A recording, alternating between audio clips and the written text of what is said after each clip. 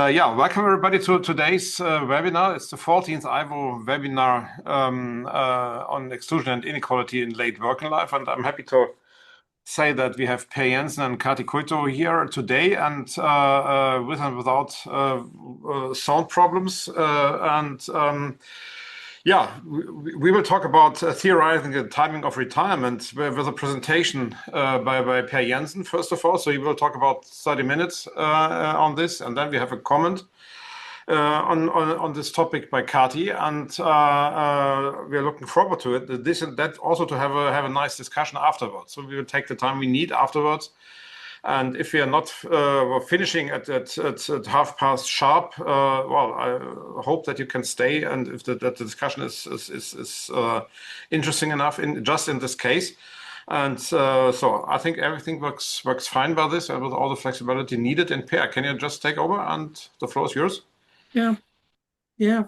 First of all, thank you very much for inviting me to make this presentation. The title of my presentation is Theorizing the Timing of Retirement. And here's my disposition of what I'm going to talk about. First, I will talk a bit about the background and research problem. Then I will try to have a discussion about how we approach or comes towards a sociological theory of the timing of retirement. And I will also touch on some empirical evidence if there's time for that, and then I will turn to a conclusion. Background research problem. What I have observed is that especially in the northern part of Europe, employment rates are increasing rapidly, especially in countries such as Denmark, Germany, and also the UK, whereas the retirement are increasing less fast in countries like Italy, Spain, and the European Union. Especially Germany is an interesting case, as Germany has moved from one of the countries in Europe exhibiting the lowest level of employment rate to the highest level of employment rate between 2000 and 2024. So what I'm going to discuss now is also the rapidly increasing retirement ages between 2000 and 2024 and how that can be theorized. The core question is that we have here lots of competing explanatory perspectives. Some scholars, they argue that we can explain the development between 2000 and 2024 because of a discursive shift. Discourses play a central role, and they have been changing. Some argue that it's because economic incentives have changed. Others argue that it's changing labor markets that have changed, including the rise of age management.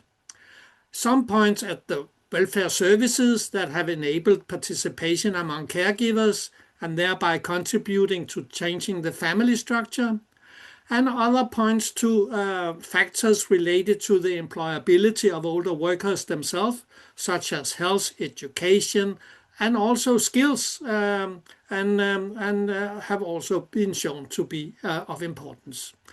Gerd Nägel and Jørn Bauknecht, a couple of years ago, they have mapped all these diverse explanations which we can find in the literature. And they made this graph here, or this table, where they show all these competing or all these different explanations as to why regarding the timing of retirement.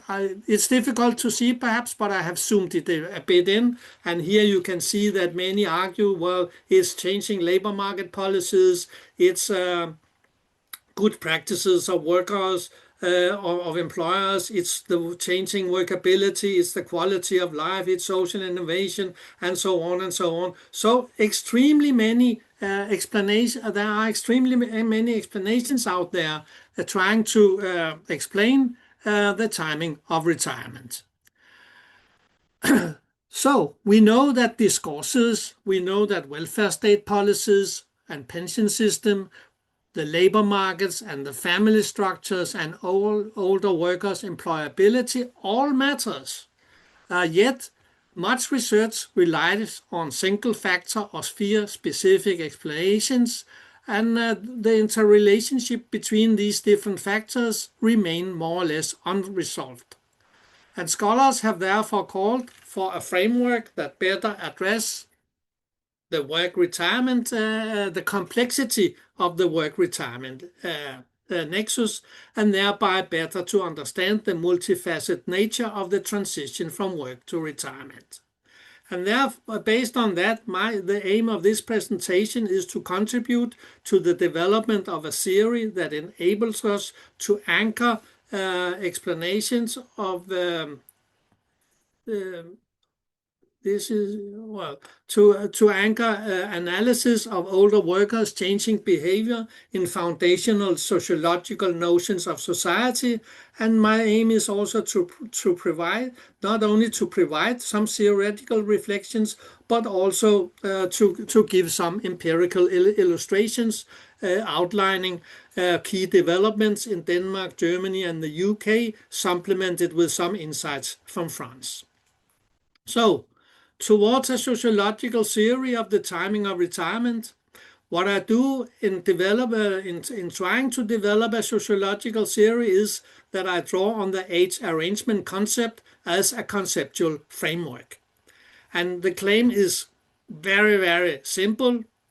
The claim is that we are moving away from an early exit age arrangement toward a late exit age arrangement, which is structured by social practices in the form of low versus high labor force participation rates among older workers. So we have low levels of labor force participation rates in an early exit age arrangement and high levels of labor force participation in late exit arrangement. However, what is an age arrangement? An age arrangement is composed by discourses, and in these discourses we are articulating values, norms, and ideals. It is another component of an age arrangement is welfare-producing institutions such as the welfare state, the labor market, and the family. And of course, there are also individuals in an age arrangement. That is, there are social actors, agency, and habitus. And the analytical question then becomes, how do age arrangements and the transformations of these arrangements appear in an ideal typical form? And that is what I have developed, and my proposition is that here I show different dimensions of an early exit age arrangement and a late exit age arrangement. And if we look first at the early exit age arrangement, and then we see that they are structured by discourses, state, the welfare state, labor markets, families, practices of older workers, and individuals. Discourses in an early exit arrangement are centered around disengagement, where early exit is presented as beneficial for society and for older workers themselves. This, of course, ties in with a specific welfare state, where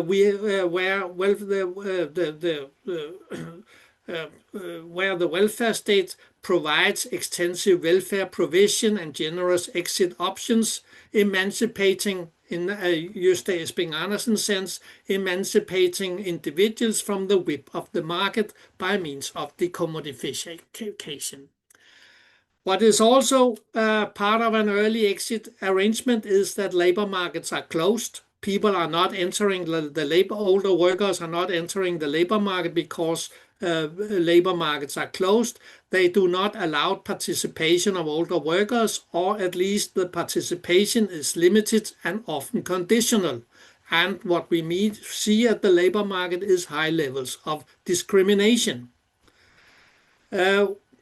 Female employment, low levels of female employment is also part of an early exit arrangement, and therefore when female labor force participation is low, Then we have the male breadwinner model. We have the patriarchy, where older women are housewives and carers, and they care for grandchildren or frail elder relatives. And if we move down to individuals, then we see that individuals have a very weak work orientation. They are not dispositioned to enter the labor market to a high degree, and they have a low level of workability. If we then move to a late exit arrangement, then we have the continuity discourse, where the discourse are telling us to prolong working life, and it is framed as something both good for society and for older workers themselves, because it's very healthy to prolong working life. We also see in a late exit arrangement an enabling welfare state, because the extensive welfare provisions, they are retrenched and privatized. For instance, retrenchment and privatization of pension system, where individuals become increasingly self-reliant and self-responsible. Labor markets are, and then individuals must seek to enter the labor market, and the labor markets are actually open, because they do not deny participation to those who wish and are able to work.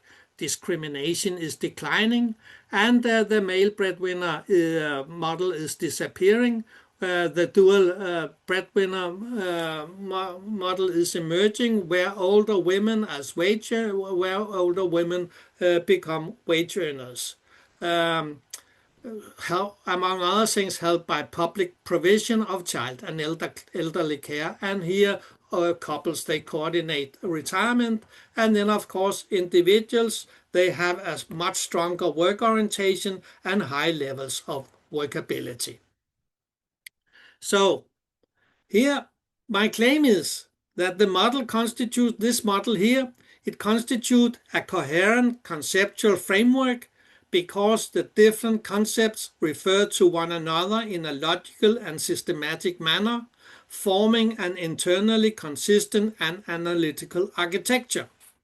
Vertically, my argument is that vertically what is at play is a structural homology.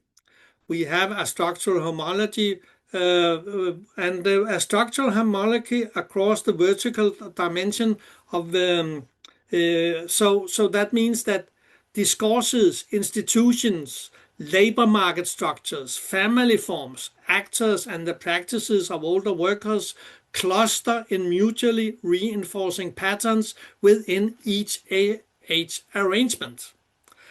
A structural homology, however, does not imply identity between spheres, but rather that they are organized according to the same underlying and unifying social principles and logics. So, in the logics of early exit age arrangement is disengagement, whereas the logics structuring and a late exit age arrangement is work-centric principles. Horizontally, if we look at horizontally, if we look horizontally here from an early exit age arrangement towards a late exit age arrangement, what the social dynamics behind this is discontinuities. Or misalignment or contradiction between elements that would normally align. Such discontinuity may reinforce transitions, but they may also produce resignations or revolt. A clear example of a revolt is the protests against Macron's pension reform in France, which created tensions between transitions toward an enabling welfare state, but labor markets were closed, so you wanted people to work longer by means of welfare state reforms, but labor markets were open, so they were not actually able to enter labor markets. Yeah. Now I will move to some empirical evidence, and I will look at the developments in Denmark, Germany, and the UK. And it's the three countries where employment rates are rapidly increasing and has increased rapidly between 2000 and 2024. And due to time constraints, only a few selected indicators are presenting. And they are covering discourses, welfare states, labor markets, the family, and individual characteristics. Here, discourses from disengagement to continuity. What is characteristic in at least Denmark and Germany is that discourses have trickled down from international to the national level. They have trickled down from OECD, World Bank, and things like that to the national level. Discourses, they have been hegemonic in all three countries, and they have all been based on alarmistic predictions of public spending due to population aging, and these alarmistic projections of future labor shortages due to population aging, and it has been accompanied with information campaigns highlighting older workers' productive capacities and different forms of culture steering initiatives and dissemination of best practices, encouraging employers to take on board age management. And these best practices initiatives have been supported by free counseling to employers in all three countries. So there is this discourse from an early exit or a disengagement discourse to a continuity discourse. We also see clear tendencies or transition from a welfare state to an enabling state. In Denmark, Germany, and the UK, early retirement opportunities have been retrenched and pension ages have been increased. Here, Denmark is the most extensive most interesting case, for instance, because Denmark exhibit very extensive reforms. But even though that Denmark has implemented some of the most extensive reforms in the world, their effects remain an open discussion. The major pension reforms were adapted in 2006, but they were only phased in from 2014. Employment among older workers, however, already began to rise around the turn of the century. What was actually happening was that practices changed before the reforms were implemented in Denmark. And even the Danish Economic Council has argued that even after 2014, the reforms can explain only a share of the employment increase between 2014 and until 2019. But the point is that labor market changed. Older workers entered the labor market in a high speed, even prior to these welfare reforms were implemented, and even prior before new incentives were introduced. I do not say that incentives doesn't matter. Of course they do matter, but no doubt that many other factors are also at work beyond the pension reforms themselves. One of the things that are at work is that labor markets are opening up. We are moving from closed to open labor markets, and factors contributing to opening labor markets are, according to Sørensen and Miles, a changing demand for labor. For instance, economic growth and sectoral expansion increase employers' need for workers and weaken these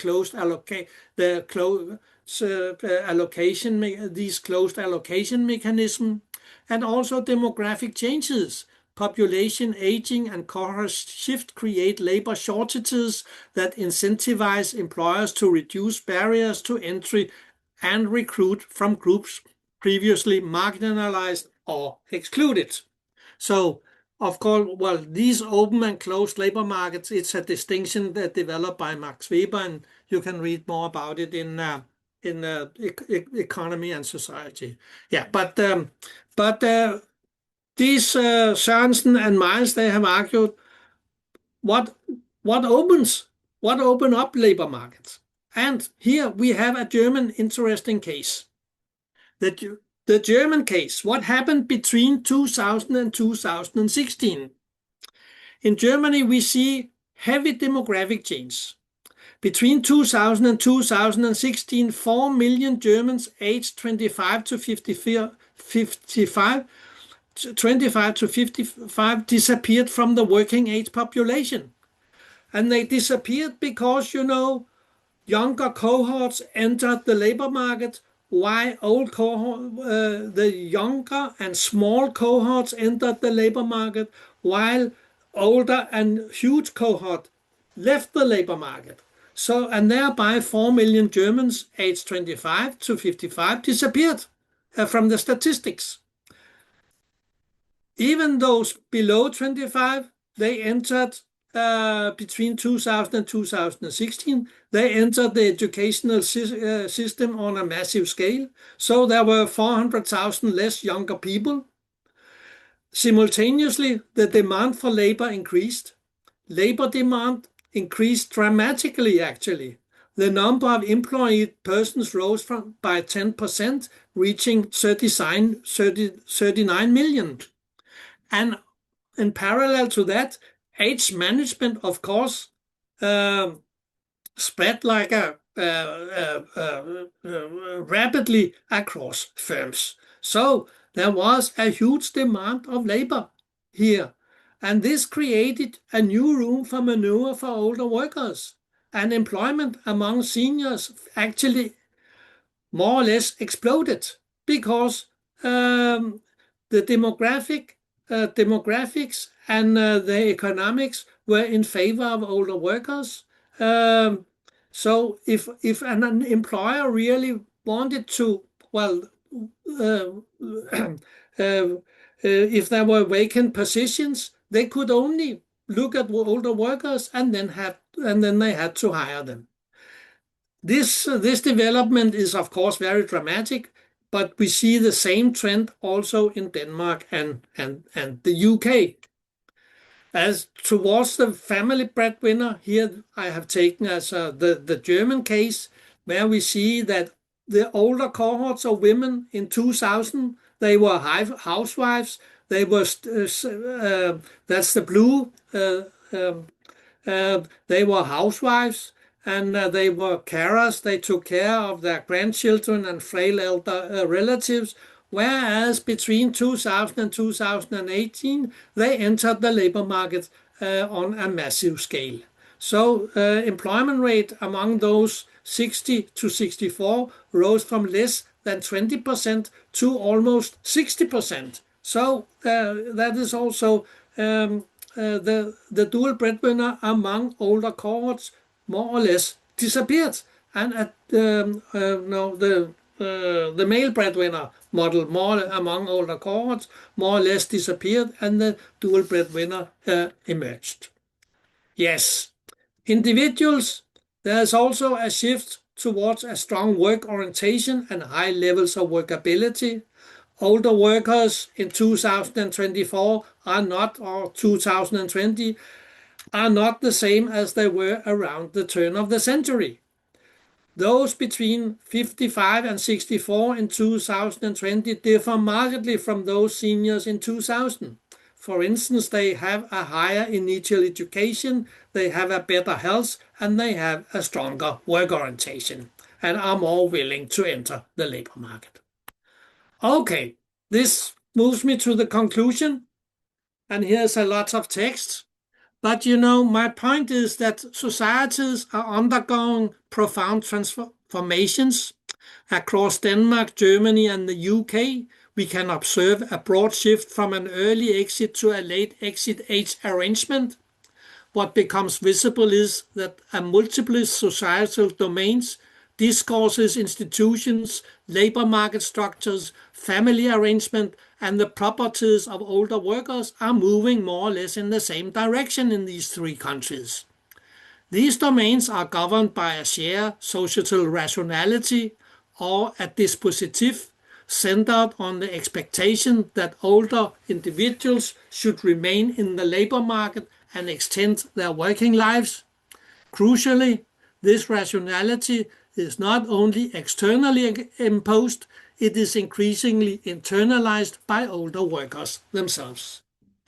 The age arrangement approach insists that individual factors such as early retirement scheme, employer retention practice, or labor market policies are embedded within a broader societal transitions. They are not autonomous drivers, but socially anchored components of a wider configuration. This is why we find a vast number of studies demonstrating correlation between pension systems and behavior, between labor market developments and behavior, between the availability of care services of older workers' labor market participation, between health and changing behavior, and so on and so on. The problem is, however, when these predictors are treated as independent causal forces detached from the societal condition that give them meaning. In such cases, we end up watching a barrel and a piece of timber float down the river, focusing on the objects and their relation to each other, while overlooking the river that carries them. So, rather, my theoretical model emphasize, which we all already know, there's nothing new about it really, is that emphasize that the effectiveness of specific reforms, such as pension reforms, depends on their alignment with broader societal dynamics. Pension reforms succeed only, for instance, when labor markets open up, when employers demand older workers, and when seniors both can and wish to remain employed. In other words, policy change is effective only when it resonates with the prevailing age arrangement. The horizontal dimension of my model not only helps explain why employment among older workers has risen across several countries, it also shed light on why in 2023 France witnessed massive demonstrations when the government decided to raise the statutory pension age from 62 to 64. The reform collided with a societal configuration that had not yet shifted towards a late exit arrangement. The resulting tensions between state policy and societal expectations provided widespread resistance. And I will stop here. That was what I wanted to say, but I want to point perhaps to this was a very, very short presentation actually of my book, Rapidly Increasing Retirement Ages, and it's an open access publication, and it can be downloaded free of charge from the internet. So thank you for me. Thanks, Per. That was really an impressive, not introduction, but presentation as an introduction for a discussion. And let's see, Kati, do you want to simply start with your comments, or is there any feedback in between questions that we should, something we should clarify with Per before we can continue in the discussion? Well, I think this means no, and then we simply wait for your comment first of all, and then we take this together and have time for a discussion of this. And Kati, let's see how this goes. First of all, I'm very sorry for this technical problems. I thought that we had passed the time of having this kind of issues, and just 1 week ago everything worked perfectly, but we are flexible and finding solutions. So thank you very much for your invitation. I'm really happy to be here today and to comment on past work. First of all, I would like to say that this book is very ambitious and a welcome contribution to the study of extending working life. And the puzzle of the book was to explain how the notable increases in employment rates of people aged 65 to 64 and for different cases that can be observed in Denmark, Germany, and UK, how can they be explained? And the very welcome aim is to move beyond the ad hoc hypothesis and single factor approaches to explain why older people attend labor markets more today and why they retire later. There are so many importance of competing approaches to explain how and why working life has been extending or hasn't been extending, and this book brings really nicely together many of those approaches and shows better bigger picture of kind of a transition to this what I call the late arrangement.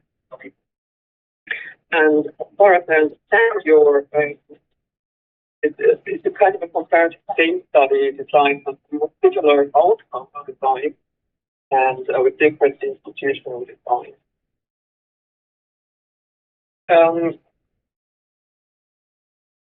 If I just go in say next slide, we can move directly to the next one, please.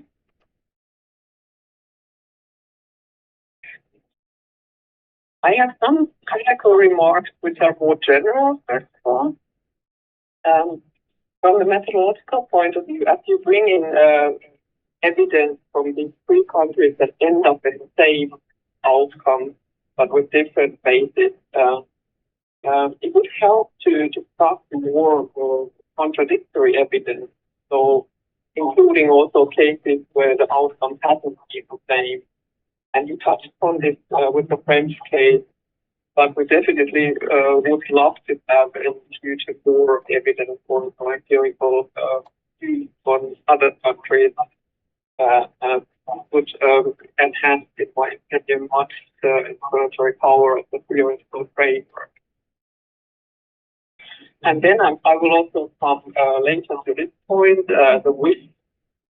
If we need to change something in extending working life, so postpone retirement or decrease socioeconomic inequality, it would be really welcome to have more input on how this theoretical framework helps maybe after formulating policy objectives. And a very minor point on the title of the book, referring now to the retirement ages. But late exit and also extended working life is, of course, much more at late employment and retirement transitions are not for some process, but just like a more comprehensive phenomenon. And then also, but you also point to this in your country studies, is that the starting point in elderly employment. It's very important, and also the gender differences in labor market participation are very important factors behind the transition towards later exit. These are more or less just some general critical remarks that don't just narrow your the value added of your book.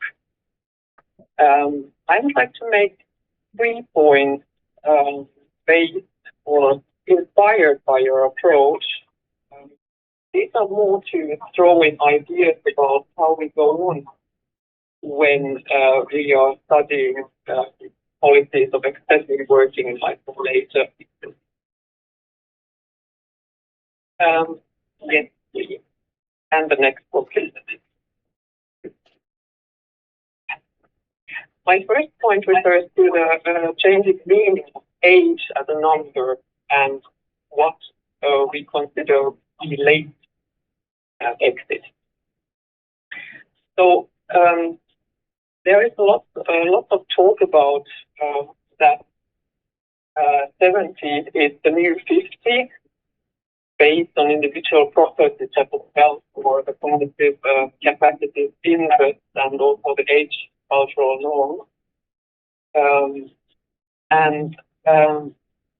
Also, labor market exit has increased considerably. In one study, me and my colleague looked at 16 European countries, and we found that labor market exit age had increased by 2.5 years on average between 2000 and 2020. And at the same time, the average life expectancy in Europe has increased by 2.7 years. And the healthy life expectancy, so the years that you spend in good health, have increased even more. And of course, there are lots of countries variants there. But the question is now, if we look and focus on the age group 55 to 64, and their exit patterns to talk about the late age arrangement, is it really later than it used to be before, like 20 years before? In numbers, certainly yes, but if we think of the life force in which this transition takes place now, maybe it's not really later. And it also refers to those opposition, for example, in France or also Poland, in raising retirement age, where often about 2, 3, maximum 5 years in a wider lifespan. And then they are considered big changes, and also the opposition is high. But the capacities of persons who would be, who these reforms consider, the capacities are much higher at those ages. So to underline a bit with empirics, I was in a past book, it was about labor force participation or employment of people aged 55 to 64. But how does it look like in the age groups after that? So in this next slide, we see how the labor force participation rate for the age groups 65 to 69 and 70 to 74 has developed over time. And we see that indeed there has been a considerable change in the past 20 years. The direction is the very same that Per also showed in his book, but also the share of especially those in the age group 65 to 69 is really considerable, especially in Denmark, but also in Germany and the UK. And in this table, I also included Iceland, Sweden, and Finland, who have been, kind of Sweden and Finland being catching up, and Iceland having had a very high labor market participation of older persons historically already. We don't see much change in Iceland for that reason, but Sweden and Finland are catching up very much. And even if we look at the oldest age group in this table, 70 to 74, the labor force participation rate in Denmark seems to be 13%, which is, I would argue, quite high and a bit surprising too. Probably people are not working full-time, or they're working flexibly or whatever, but still these are numbers to keep in mind. So my point being, what is actually late? And also from a second point of view about age and late, the One of the objectives of many pension reforms has been, because we have the weakening old age dependency ratio and therefore sustainability issues in financing the pension system and the welfare state in more general. One of the main objectives or lead ideas has been to keep the work retirement ratio about the same for future generations.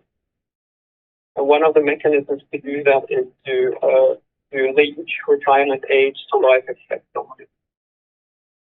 Then the question and also the assumption often is that this means that future generations, or people who are with whom this change is considered, they will be spending more time in employment from their whole working life. In the next slide, we see how in selected countries the effective labor market exit age has developed for women and men between 2003 and 2018. In most of the countries, the effective labor market exit age has risen, as said, the average being something about 2.5 years. But at the same time, this has not meant that the expected years in retirement, that is the years from the effective labor market exit age average to the average life expectancy, have not diminished. So indeed, in many cases, and this goes especially for women in Spain and Ireland, and for men in most of these countries that are selected here, actually there are more years that are expected to be spent in retirement, on average, of course. So also in this sense, later, maybe also not a question of later, but also shift just in the life course. The second point I would like to make, with the next slide, please, is about the relative role of single factors. In past theoretical framework, the value added is to combine or make synthesis of these of the single explanatory factor. But indeed, in many studies, it is shown that single factors such as pension reforms or educational expansion have a rather high capacity to explain later employment and especially later exit. And I was wondering, can their importance or relative importance in the complex theoretical framework be defined more clearly, or the effects in the loop that you nicely describe? Can you identify spots or phases where specific factors are particularly important, or can we do it in future research? And also, I think that labor market participation at the end of career or during the whole career actually is a precondition for later exits, and it is also related to different causal mechanisms. And could theory then provide us with tools for better understanding the connection of these single impact factors? In the next slide, I have just picked up an example from our own research where we were interested in the phenomenon that between 2000 and 2021, Europeans aged 55 to 74, the share of low educated had decreased radically, and the share of high educated had increased very much. So we see educational expansion, of course, enhances the possibilities of older workers to engage in the labor market and in more skilled jobs. And at the same time, we see the activity rate increasing for men by 11 percentage points and for women by 16 percentage points.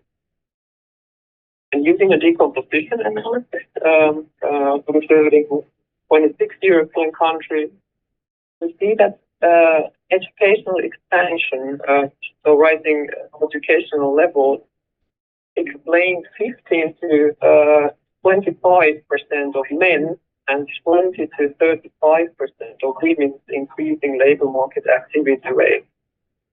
Of course, there were also cross-country differences, but this, I think, is quite a lot for one single factor. And then my question would be, how could this and similar results, there are also, for example, for pension reforms or different kinds of financial incentives, how could they be integrated into this nice theoretical framework?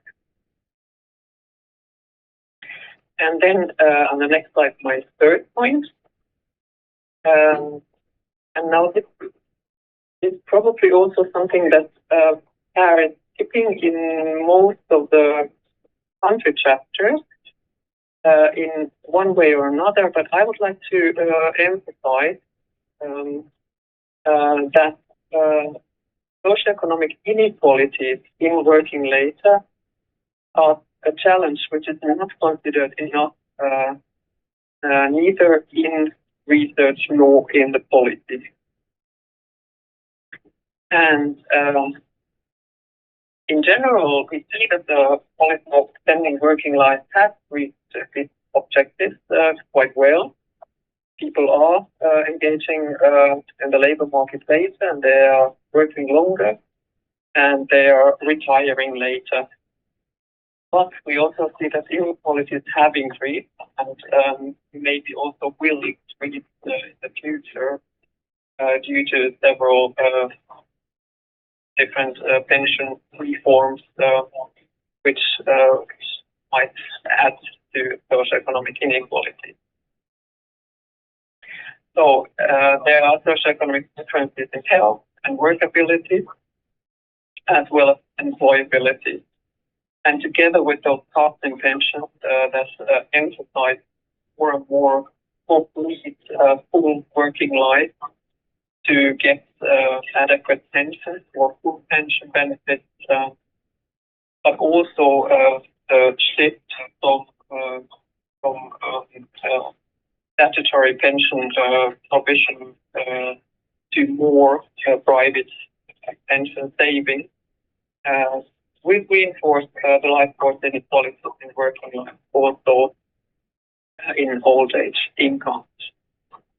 And another development that we see at the moment is that there are more care needs for older people, and at least, as I can tell for Finland, but also probably for many other countries, care facilities or finance for elderly care are being cut all over.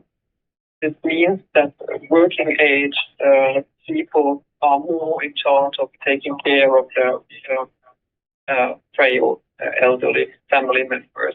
And this applies, unfortunately, still more to women than to men, diminishing women's possibilities to participate at the labor market at the end of their careers, and it also reinforces the social inequality.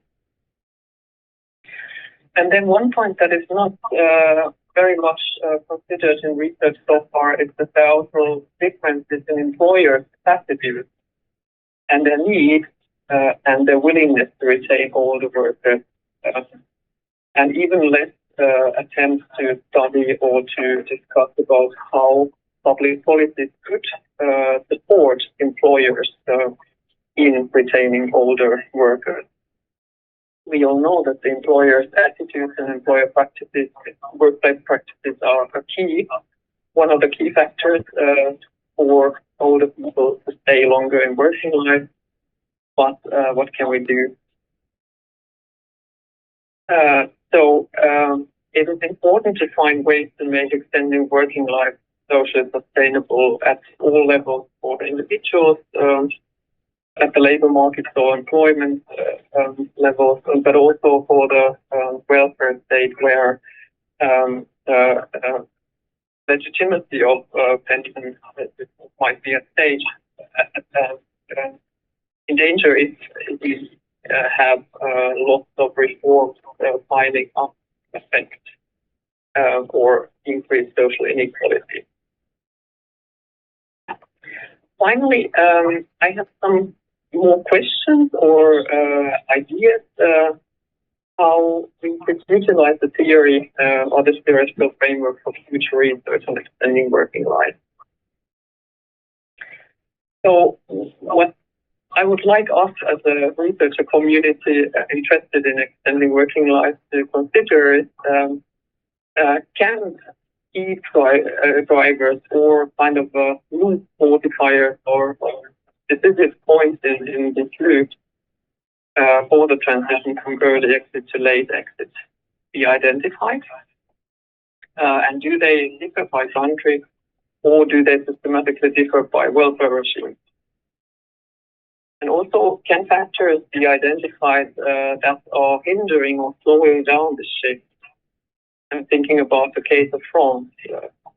So, in many countries, the increase of the retirement age has led to kind of social acceptance or change of the norm of retirement.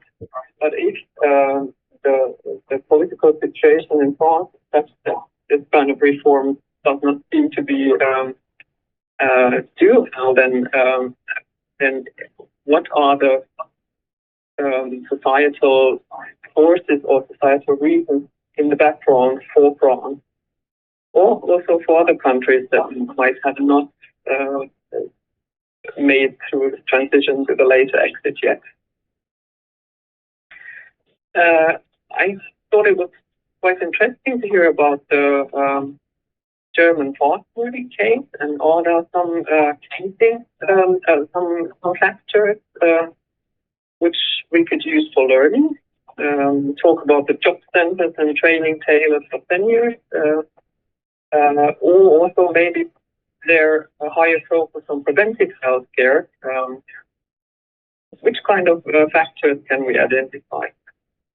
And also then, how can we use this theoretical framework to better identify factors that are important for diminishing the economic inequalities in working life? And finally, if, and as I come from the Finnish Center for Pensions, where we often try to bring research-based evidence also for policy making, how can we identify means to extend working life based on this theoretical framework? So it would be really nice to see not only one single means, but how things relate to each other. And I think this is one of the main contributions by Paris. And also, how can we maybe then argue for policies that support the financial sustainability, while also accounting for the fact that the electorates are more and more consisting from pensioners, and therefore any reforms touching upon pension might be a problem.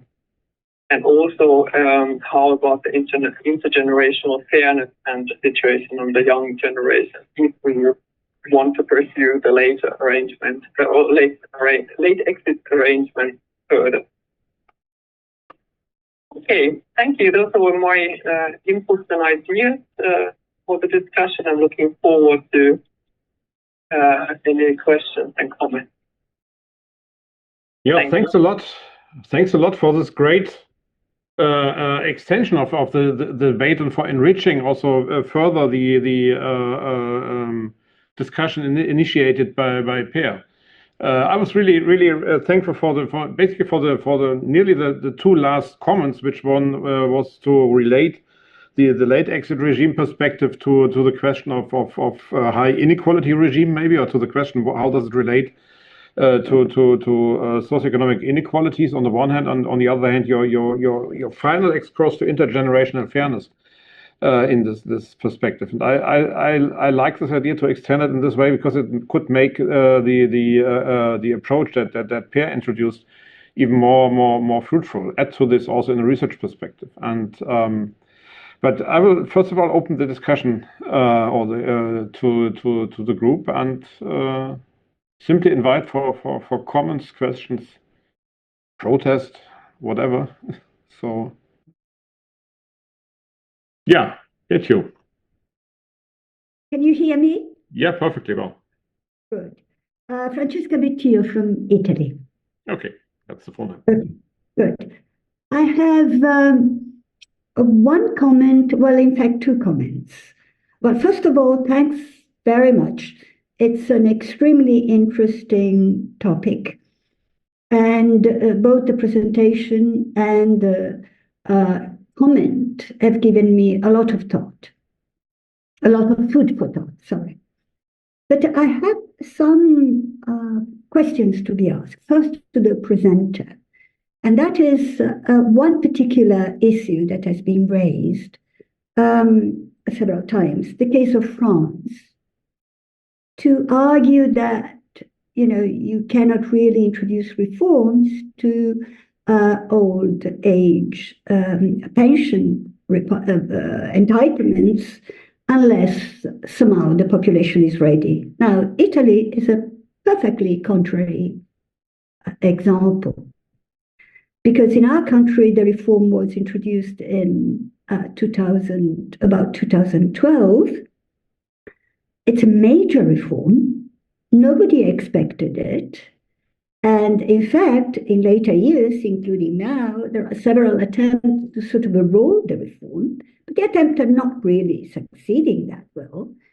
But the reason why something that was, I think, fairly unexpected by all the population, and not really welcome either, succeeded, is because there are political conjunction. It was a very hot time. The country was, there was fear that it was, financially defaulting. The pension expenditure in the country is one of the greatest, the largest in Europe, and therefore a big toll on the welfare state. And the fact that the reform was presented as this is a way to avoid sort of default, right, made it go. So I'm not so convinced that the success of implementing such reforms simply depend on the willingness of the population. There are sort of moments, political conjunctures that make it possible. I don't know if I have time to go on because I have another comment. Otherwise, I leave space to others. Yeah, so far we don't have another hand. Just continue. Do you want to reply to this first, Per or Kati? No, I can add my second question. Okay, then just add to it. Yep. Right. And the second thing is how the reform worked in Italy, because I think that shows the importance of some of the things that Kati Kuitto was talking about. What happened is that, for example, despite the numbers that you see, on the tables, there was a huge increase for women's employment, but guess where? In the public sector, because there, obviously, in the public sector, basically, it's very difficult to fire people, right? The reform made it very convenient to sort of, go on in your years of employment, and there was sort of captive demand. The jobs were there. But in the private sector, the lesson is different. And as far as I could see, as far as at least women are concerned, I saw a lot of increase in employment in elder women. So the private sector also learned a lesson, but it is a very unequal lesson. Most of the increase is either at the top, very educated, or at the very bottom, like, a lot of older women now serving bars in Italy, which was unthinkable a few years ago. And my last comment, and then I stop there, I think, I'll elaborate on that if you like, I think that it's much better to talk about looking forward to making the retirement age flexible rather than simply extending it. And flexibility, perhaps, should also apply to other stages in life, like studying, and so on and so forth. But I can elaborate on that, on why I'm saying that. That's it. Yeah, thanks a lot. And I directly pointed at Per and Kati. Who wants to react? Yeah, I can react. Yep. I'm not very familiar with the Italian situation, but in France, it was not just a question of whether the population was willing to do it or not.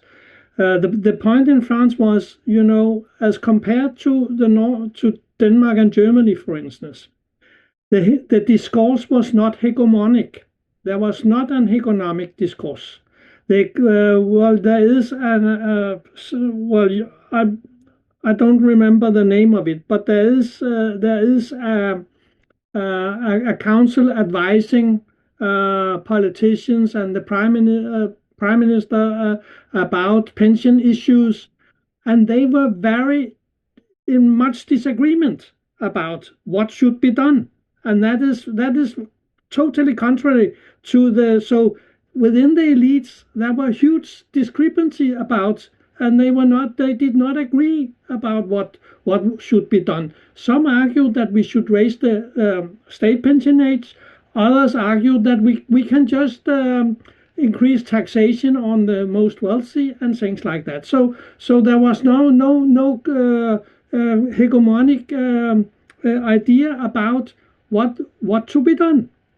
That was one thing. Another thing was also that, if this pension reform had been implemented, it was expected that large shares of older workers would end up in poverty because they would be pushed out of the labor market and end up in poverty if this. And the third thing was also that as to the family, there is in France a totally different interpretation of what the transition from work to retirement is all about within a different family structure. So it was not just that whether the population were liked it or not. It was more at the discoursive level there were huge controversies about this issue. And that of course also, so those who were against it could draw on these controversies. So it was not just it was a bit more complicated than so. Yeah. Kati, do you also want to react, or otherwise I have a hand? Yes. Thank you, Francesca, for very nice input there. And I totally agree that the importance of the public sector versus private sector employment, especially for women, is important.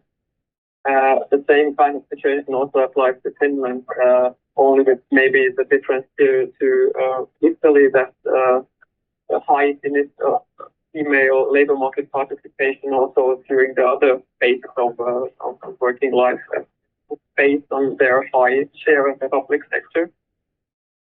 But then also your point on the flexibility is very important.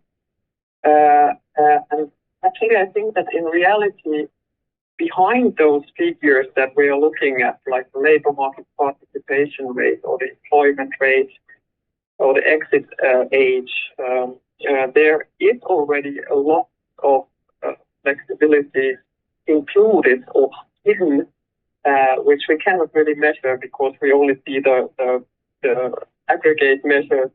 But we don't know if it's about part-time employment, is it about being unemployed in part. We have lots of parallel labor market statuses also in this age group, which we don't see.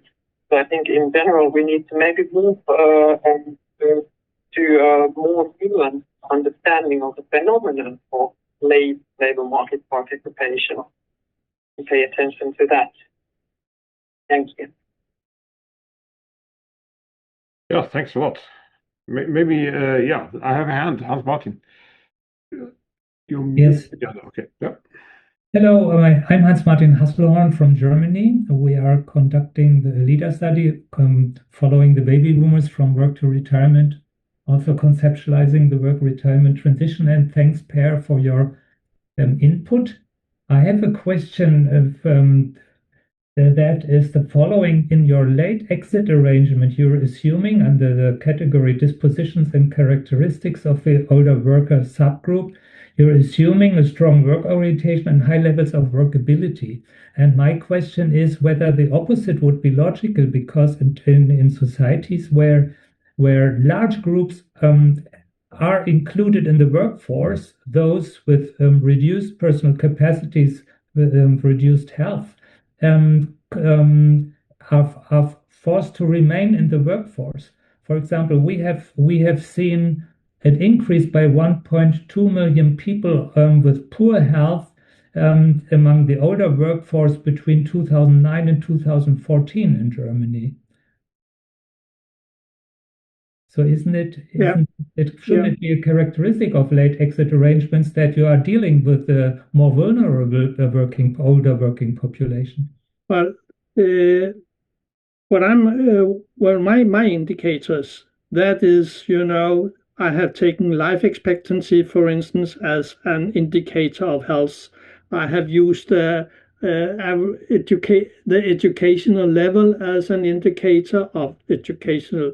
And also, I have drawn on this ISSP data where you pose this statement to people saying that I would like to have a job even though I do not need the money.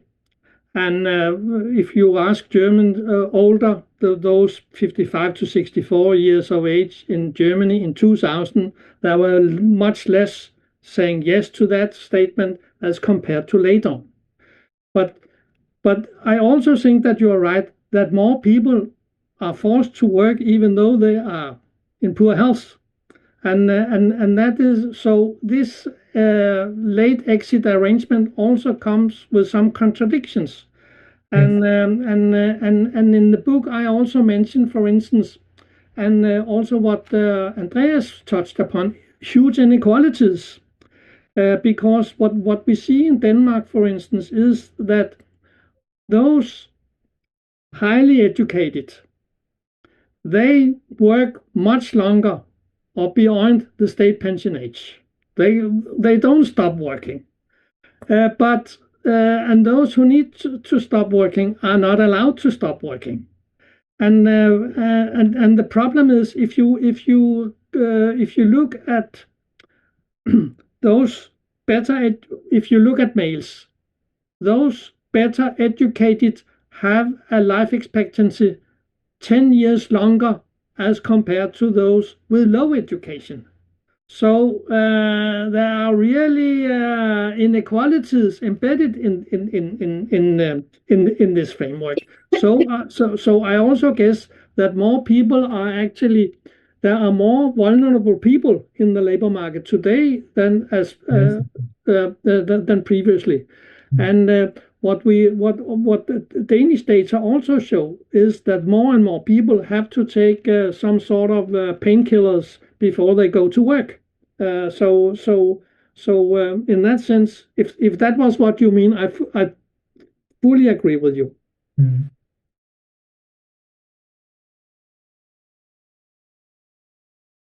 Yeah, I think that points to the. I wrote down that in my notes that it points to the ambivalence of your late work regimes in a way. So this is. I think this makes it also hard to research this. So it's also another discussion that we had about age discrimination or participation and the inequality of exclusion risks in the end. So it's a success story that we have in the way that we prolong working lives, and also employers are quite successful in retaining older workers and so on. But on the other hand, the risks for several groups increase, of course. And then you have this, as I said, the ambivalence of painkillers and working, or the ambivalence of no age discrimination because we have increasing participation rates, but on the other hand, the intersectionality of age discrimination is increasing. That you see that some low educated women bear high risk to drop out there, and this is increasing because of this let's say success story of prolonging working life. And I think in this sense it makes it's very helpful to systematize this in the theoretical approach, and to try to get access to this complexity and to this ambivalence. And this I think also, if I look at the data, at least it's something that is in a way structurally similar between the countries. We had the German, the French, the Italian, the Finnish, and the Danish case here. Basically, we see this as a pattern of what we do, and the question is then how do we handle this ambivalence? How do we handle this in different ways in different countries? But we have this constellation. But what I'm studying is mainstream society. How is mainstream society? And then, of course, there are losers in these. There are somebody losing in these transitions, and those who are losing are, of course, those in poor health, poorly educated, and that. But I don't think that as such contradicts. This mainstream transitional direction of society. No, it does not at all. So it's what we observe, at least, and then it's a question of how to handle this and how to maybe modify or intervene here. I have two hands, which was Hans Martin and then Melanie in this sequence, if I see this correctly. Yeah, please. Okay. Now, as Kati asked, what do we learn from your model? And isn't it? I mean, I like the model somehow because it's just as complex as ours. But isn't it one conclusion that it's not policy alone? And isn't it an important that matters and that has an impact? Which means that if you're changing policy, it shouldn't only look at the retirement ages and maybe compensations and so on, but there should be also a framework around, for example, improving quality of work. That's a widely neglected area in the public debate and in the political debate. And so isn't it to make us a bit more modest, or maybe even make policy a bit more modest or more aware of the other aspects, also influencing the social norms, also trying how can we have a public discussion on working longer and the implications. So but maybe this is also policies, but maybe not just pension and labor market policies. So. Well, maybe it should be part of it. Kati, directly reacting to it. Otherwise, I have one more hand, and I could accept one more, but then we have to close it, I think. Kati? I just wanted to add that there's definitely not only policies that directly aim at extending working life, but especially exactly I think that's the value added, or can be the value added, of this very synthetic approach, to point to those factors such as workability or education or the different things which then can also be pursued as policies with the underlying aim of extending working life to support the social and financial sustainability of welfare state. Thanks. Thanks. Yeah, then we have Melanie, just as a last hand, and then have a final discussion around and close this afterwards. Thanks, Per, for your presentation.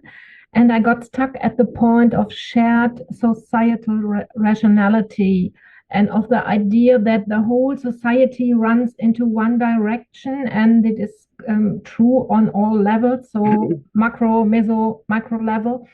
Especially for Germany, we found in the leader study that there is high agreement that the attitude of dropping out as early as possible is dominant. So 9 out of 10 people say, yes, it's dominant in society. People want to go. And many people say they like their work is important for me, but they want to leave at 60, 62, 63. So I cannot see what you have found in Germany, and I want to understand better what is work orientation for you and how do you want to measure it, or do you infer it from the behavior that follows? So they work and therefore they must have a high work orientation. I'm not sure about that, but I'm not a sociologist, but a psychologist, and maybe this is a different perspective. Thanks. First of all, I want to stress, and I did not stress that sufficiently in my presentation, that my model is an ideal typical model. So I don't claim that it looks like that in real world. So it's an ideal typical model which can be used for analysis and see whether reality, the world is actually in accordance with the model. So it's an analytical device, more or less. As to work orientation, as I mentioned before, the way I have measured it in Germany is, by means of these ISSB data, where you ask populations, would you like to have a job even though you do not need the money? Around 2,000 Germans said, between 55 and 64 said, no, I don't want it.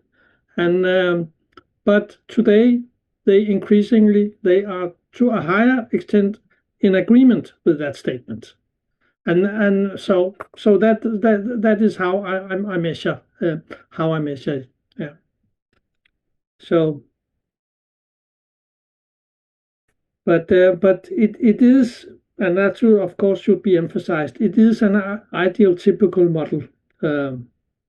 So yeah, and of course when you analyze the countries or whatever empirically, they probably deviate a lot from this model.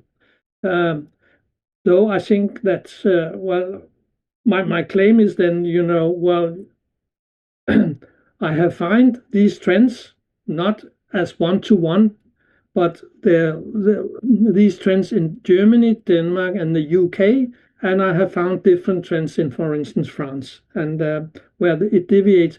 And then my claim is that I can use the model to explain why, because at least from a North European perspective, to raise the state pension age from 62 to 64, it sounds not very dramatic, but nonetheless there was a revolt against it, and in Denmark, well, we expect that in 2050 the state pension age is 74. So here it was a bit difficult to understand, but I think that you can understand what is happening in France by using the model, maybe, yeah.